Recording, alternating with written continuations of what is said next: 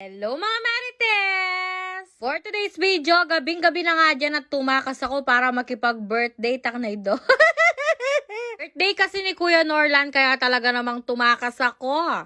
Ilang oras kong inintay maghilik yung asawa ko bago ako nakatakas. Diyos ko nang dahil sa birthday baka mawalan pa ako ng asawa. Taknaydo.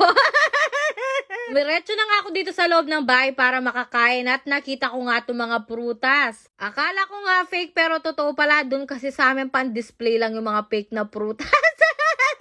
Pero Diyos ko, balak ko nga sanang itago sa mga joga ko to pero alam naman ng mga kaibigan kung walang laman yung joga ko kaya nagbago yung isip ko, inalis ko na. Puta sakit ko pa tiyang kare prutas sa Reni, taknaydo.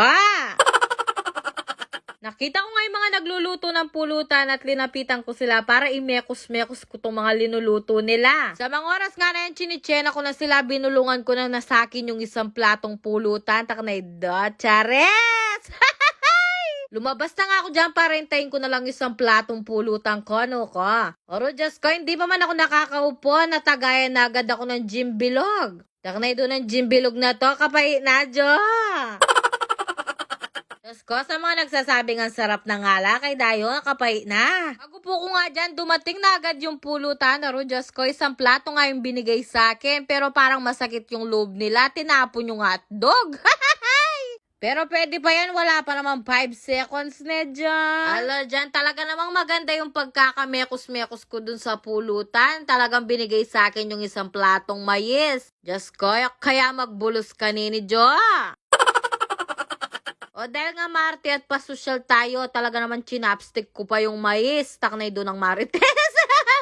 Sa mga oras nga na yan, pil na pil ko pa yung pagkain sa birthday at talaga namang may pasamji pa. Si Arojas ko, Marites, sige, pakaluto mo ng samji. Dahil pag nagising na yung asawa mo, mayari nakabalak kanyan, loko. Pinapayagan naman ako lumabas ng asawa ko pero nung araw kasi yan pagod siya sa tindahan namin at hindi na ako nagpaalam baka hindi niya man ako payagan. Kaya nung araw na yan nagbait-baitan muna ako sa kanya at tinintay ko siyang makatulog. Ay nuko, para din akong angel, napakabait ko. Ay dara Rene, talaga naman sinisilab-silaban pa nila yung gin pero napakapait naman ang timpla nila. Sa mga oras nga na yan, pa-smile-smile pa ako, pero niisip ko talaga baka nalingat na yung asawa ko sa pagkakatulog. Habang nga napakasaya namin dyan, napansin ko si Ma'am Shilolo na napakalungkot. Aro Diyos ko, nasiro yata sa booking si Bakla. Aro Diyos ko, napansin ko rin tong si Baklang Penelope. Kulang na lang matunaw yung lalaki sa kakatitig niya. Taknay doon na, tignan nyo naman dyan, pa-smile-smile pa. Pero dahil nga mas maganda yata ang matuwang baklang si Ma'am Shilolo, Diyos ko, siyang nagwagedyo, siya yung tinabihan ng lulu. Mingi nga ako ng kimchi at paste kay Dayan dyan, Diyos ko, kinamay niya, Jo. Nuko, napakasarap ng kimchi at paste, taknay do. Habang ang nagmumukbang ako ng samji dyan, bigla naman dumating yung linuto nilang sabaw. Pero Diyos ko, si Diana naman yung magsasandok. Siguro naman hindi niya nakakamainit itong mainit na sabaw. Taknay do. Sige, subukan mong gamatan yan. Teka, mamalintusan, loko. Dahil nga may mga boys na unti-unti nang nabuhayan yung katawang lupa ng matuwang bakla, Diyos ko.